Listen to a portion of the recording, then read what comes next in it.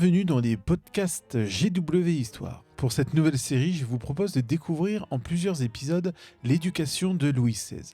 Comment a-t-il été éduqué? Quelles influences ont marqué sa jeunesse? Restez avec moi pour découvrir les secrets de l'éducation du futur roi. Bienvenue dans ce premier épisode, je suis Gatien Virez, votre guide dans ce voyage à travers le temps et l'histoire. J'ai trouvé important, pour bien comprendre le sujet, de vous parler des parents de Louis XVI. Cet épisode sera donc largement consacré à Louis de France, le dauphin. Louis de France, le dauphin, est donc né le 4 septembre 1729 au château de Versailles, dans un contexte de grande attente. Après plusieurs filles, la naissance d'un héritier mâle était cruciale pour la succession au trône. Dès sa naissance, il a été entouré de gouvernantes et de précepteurs chargés de lui inculquer les valeurs et les connaissances nécessaires à un futur roi. L'éducation de Louis de France a été marquée par une dualité entre tradition et modernité. D'un côté, il recevait une éducation classique axée sur les matières académiques comme l'histoire, la géographie et les langues. De l'autre, il était encouragé à développer des compétences pratiques comme l'équitation et la chasse qui étaient considérées comme essentielles pour un roi. Mais l'éducation de Louis de France n'a pas été sans défi. Ses précepteurs ont souvent noté son manque d'intérêt pour les études académiques. Il préférait les activités physiques et les jeux, ce qui a parfois rendu difficile l'apprentissage des matières plus sérieuses. Cependant, il a montré une grande curiosité pour les sciences et les techniques, ce qui a été encouragé par certains de ses éducateurs. Un aspect fascinant de l'éducation de Louis de France est l'influence de sa mère. Bien qu'elle ait eu peu de temps à consacrer à ses enfants en raison de ses obligations royales, Marie Lesinska a joué un rôle crucial dans l'éducation de Louis le Dauphin. Elle a insisté pour qu'il reçoive une éducation morale et religieuse solide, ce qui a eu un impact durable sur sa personnalité. Les éducateurs de Louis le Dauphin ont commis une erreur courante à l'époque. Ils ont interprété son caractère mélancolique et difficile comme un signe de grande âme. L'abbé Proyard, l'un de ses panégyristes, a écrit « Les plus grandes âmes, pour l'ordinaire, nourrissent en elles dès l'âge le plus tendre je ne sais quel principe d'activité et de force qui, selon le bon usage ou l'abus qu'elles en font par la suite, les élève à l'héroïsme de la vertu ou les précipite dans l'excès contraire. » Louis était décrit comme un enfant ardent et impétueux qui s'irritait facilement lorsque ses désirs étaient contrariés. Cette vision idéalisée de son caractère a conduit une éducation permissive où ses caprices étaient souvent tolérés. Par exemple, lorsqu'il était encore sous la conduite de sa gouvernante, il se prévalait de la prééminence de son rang. Une fois, lors d'un repas, il a réprimandé l'une de ses sœurs qui tentait de se servir avant lui en disant « J'aurais cru, madame, que quand je suis ici, c'est à moi que les honneurs sont dus. » Cette anecdote illustre bien le sentiment de supériorité qui lui a été inculqué dès son plus jeune âge. Cependant, la reine Marie Lesinska a tenté sans grand succès de discipliner son fils. Elle a même écrit à son ami le cardinal de Luynes qu'elle avait fouetté le dauphin pour son comportement capricieux. Mais ces tentatives de discipline étaient rares car la reine, comme beaucoup de femmes de son rang, avait peu de temps à consacrer à ses enfants. Le passage aux hommes n'a pas amélioré la situation. Le gouverneur du Dauphin, le duc de Châtillon, était un homme dévot qui voyait les défauts de son élève comme des qualités. Il écrivait, je cite, « Ces défauts ne m'ont donné d'inquiétude que jusqu'à ce que j'ai reconnu la source d'où ils partaient. » Une vivacité bouillonnante et le sentiment précoce de sa destinée en sont le principe, mais le cœur est trop bon pour qu'on ait à craindre des suites. Cette vision indulgente a contribué à renforcer les traits de caractère difficiles de Louis le Dauphin. L'abbé de Saint-Cyr, confesseur du Dauphin, n'était pas meilleur. Bien qu'il ait interdit à l'enfant le théâtre et qu'il lui ait imposé des pratiques de dévotion, il était très indulgent pour ses défauts, notamment son dégoût pour l'étude et son penchant pour la plaisanterie mordante. Proyan rapporte une anecdote où le Dauphin, après avoir été réprimandé pour une plaisanterie, a écrit à son confesseur pour se justifier. L'abbé de Saint-Cyr a répondu en plaisantant, montrant ainsi une attitude permissive envers les comportements inappropriés. Cette éducation a forcément eu des conséquences sur le caractère du dauphin.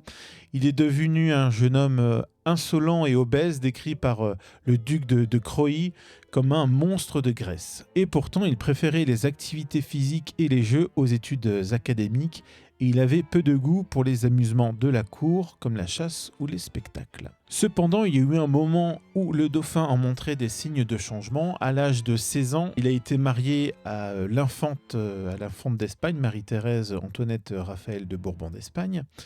Bien que leur mariage ait été de courte durée, Marie-Thérèse a eu une influence positive sur le dauphin. Elle l'a encouragé à étudier et à se remettre en question et elle a corrigé certains de ses traits de bigoterie. Mais cet épisode de transformation a été brutalement interrompu par la mort de Marie-Thérèse en 1746 après seulement 16 mois de mariage. Le dauphin ne s'est jamais remis de cette perte. Il a d'ailleurs demandé par testament que son cœur soit placé à côté de celui de sa première femme, montrant ainsi l'ampleur de son chagrin. Avec ce décès prématuré, il est revenu à ses anciennes habitudes. Il est devenu de plus en plus indolent et obèse et il a montré peu d'intérêt pour les activités de la cour. En effet, il préférait la musique et la solitude et il avait peu de goût pour les amusements de la cour. L'un des aspects les plus marquants de l'éducation du dauphin est son manque d'intérêt pour les études académiques, comme nous l'avons déjà souligné. Proyant décrit comment le jeune prince détestait les leçons de géographie, d'histoire et de langue. Il préférait les activités physiques et les jeux, comme monter à cheval ou assister aux revues du roi. Cette préférence pour les activités physiques a souvent rendu difficile l'apprentissage de matières plus sérieuses. Par exemple, il aimait examiner des automates qui représentaient des chevaux de bataille ou encore assister à la démonstration de l'allumage de petits canons. Ces activités le transportaient et l'occupaient tout entier. Mais quand il fallait passer au sérieux de l'étude, il avait beaucoup de mal à se concentrer. Malgré ces difficultés, le dauphin a montré des signes de progrès. Vers l'âge de 13 ans, il a pu acquérir assez d'empire sur son imagination pour pouvoir étudier sans se distraire 2 heures de suite le matin et autant le soir.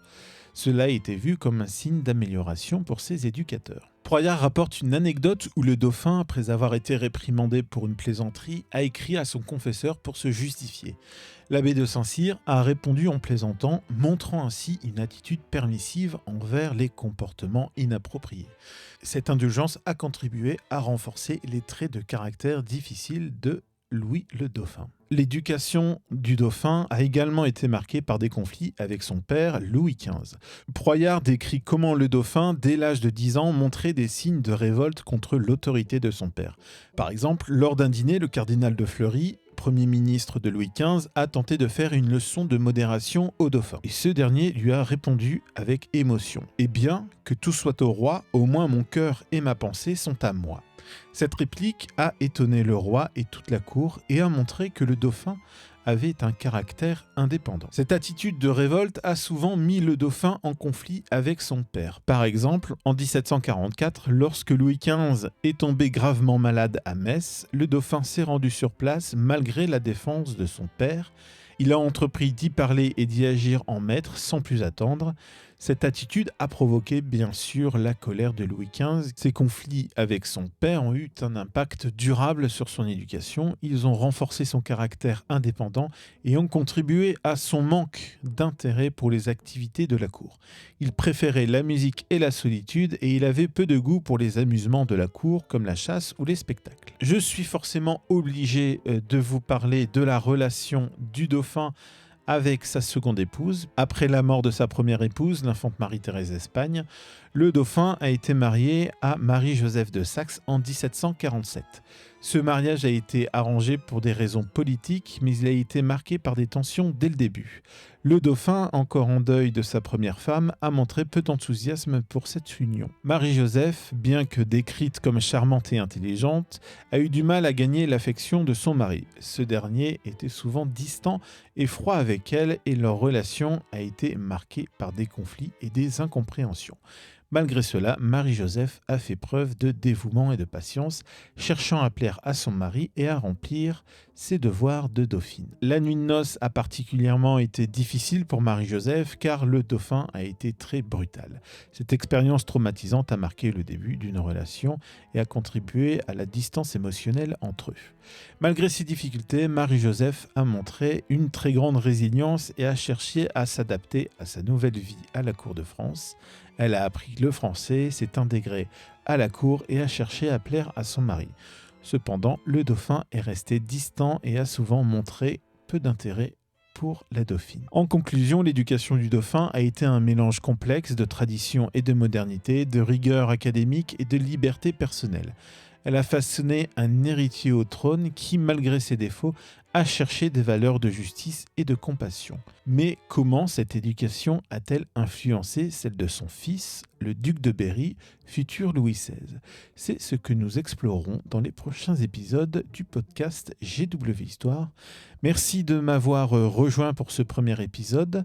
N'oubliez pas de vous abonner pour ne manquer aucun épisode de notre voyage à travers l'éducation de Louis XVI. À la semaine prochaine.